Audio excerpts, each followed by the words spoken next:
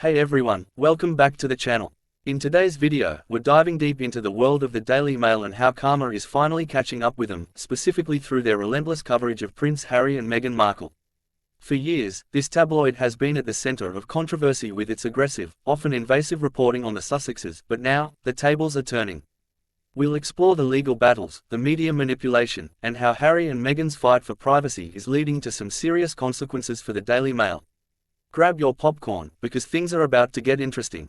In the ever-evolving media landscape, one thing is certain: actions have consequences. No one has been a more prominent figure in this reality than the Daily Mail, the infamous British tabloid that has garnered both international fame and a notorious reputation for its aggressive and often invasive reporting. The Daily Mail's involvement in the media treatment of Prince Harry and Meghan Markle serves as a key example of how karma can strike, and how the tabloids might finally be facing the consequences of their relentless pursuit of profit through sensationalism and harassment. Let's take a deep dive into the drama, the legal battles, and the shifting public perception of the Daily Mail, all while examining how it ties back to the struggles and triumphs of Harry and Meghan.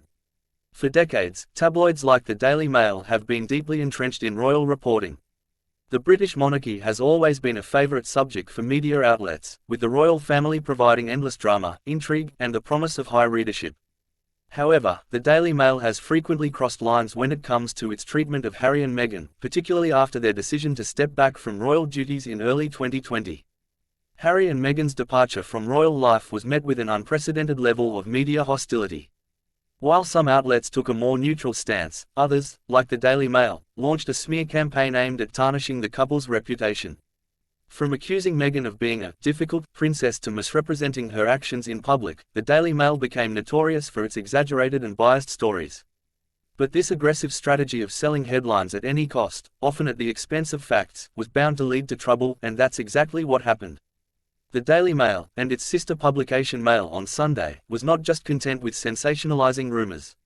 In one of its most damaging actions, it published a private letter written by Meghan Markle to her estranged father, Thomas Markle Sr., without her consent. The letter, which had been intended as a heartfelt plea to her father, was leaked to the public by the Mail on Sunday in 2018. Meghan, understandably, was furious about the violation of her privacy.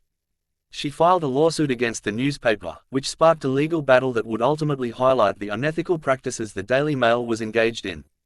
Meghan won the case in 2021, with the court ruling that the publication had invaded her privacy by printing the letter.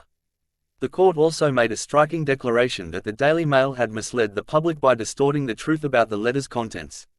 This victory was more than just a personal win for Meghan, it was a resounding blow to the credibility of the Daily Mail and its parent company, Associated Newspapers. The case was a glaring example of how the Daily Mail had operated with little regard for personal privacy or journalistic ethics, and the public took notice. For many Harry and Meghan supporters, this legal victory was seen as a moment of karmic justice. The tabloid had spent years attacking the couple, spreading lies, and undermining their reputations. Meghan's triumph over the Daily Mail signified a public reckoning for the publication's unscrupulous tactics. The Daily Mail's tactics didn't just cause legal consequences. The tabloid's aggressive campaign against Meghan and Harry also led to wider public backlash, particularly in light of the couple's decision to take legal action against the press. By painting Harry and Meghan as the villains of the story, the Daily Mail underestimated the growing public support for the Sussexes, especially among those who recognized the damaging impact of the media on their lives. From the start, Harry and Meghan's relationship with the press was troubled. As Meghan became the target of racist media attacks and constant invasive reporting, it became clear that the Daily Mail and other tabloids were complicit in perpetuating this toxic environment. Their relentless focus on Harry and Meghan's every move not only misrepresented the couple but also contributed to a wider culture of abuse against public figures, particularly women of color like Meghan. Harry, frustrated with the press's actions, has long spoken out about the harassment Meghan faced from tabloids, noting that it had become unbearable, and had even led to the couple stepping back from their roles in the royal family. He's also been vocal about the profound effect the media's treatment of his mother, Princess Diana, had on him, further explaining his decision to protect his wife and family from the same fate. The media's failure to respect their boundaries, coupled with the press's pattern of misrepresenting their lives, only intensified the couple's resolve to fight back. As Harry and Meghan's public image began to shift, thanks in large part to their work with the Archewell Foundation and their ventures into media with Netflix and Spotify, the Daily Mail continued to portray them in a negative light. But the more they tried to tear the couple down, the more they risked exposing their own wrongdoing. The Daily Mail has always been a polarizing publication.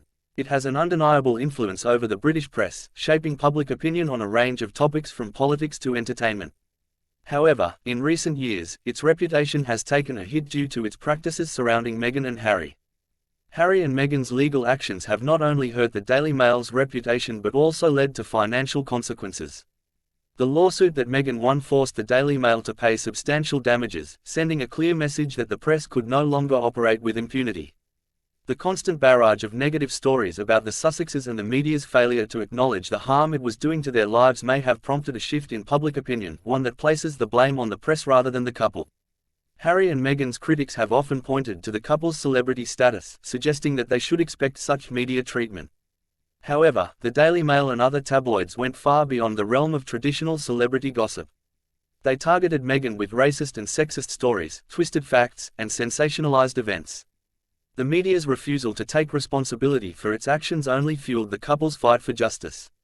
In the aftermath of Meghan's legal victory, it seems the Daily Mail has become a symbol of everything wrong with tabloid journalism. Its tactics, including the violation of privacy, selective reporting, and deliberate misinformation, have left it vulnerable to public scrutiny. The irony is rich. While tabloids like the Daily Mail have made millions by dragging public figures through the mud, the same media empire is now facing the harsh consequences of its own unethical behavior. So, what does this all mean? In the end, karma has a way of catching up with those who think they can escape the consequences of their actions. For the Daily Mail, its relentless pursuit of profit at the expense of personal privacy has backfired. It's been exposed for what it truly is, an entity that prioritizes sensationalism over truth, controversy over fairness, and division over unity. Harry and Meghan's legal victories are not just a win for them personally, they're a win for anyone who has suffered at the hands of unethical media practices. Their courage in challenging the Daily Mail and other tabloids has inspired a broader movement, one that questions the unchecked power of the press and its ability to damage lives without accountability. It's ironic, then, that the very media empire that once sought to tear down Harry and Meghan has, in its efforts to destroy them, revealed the rot at its core.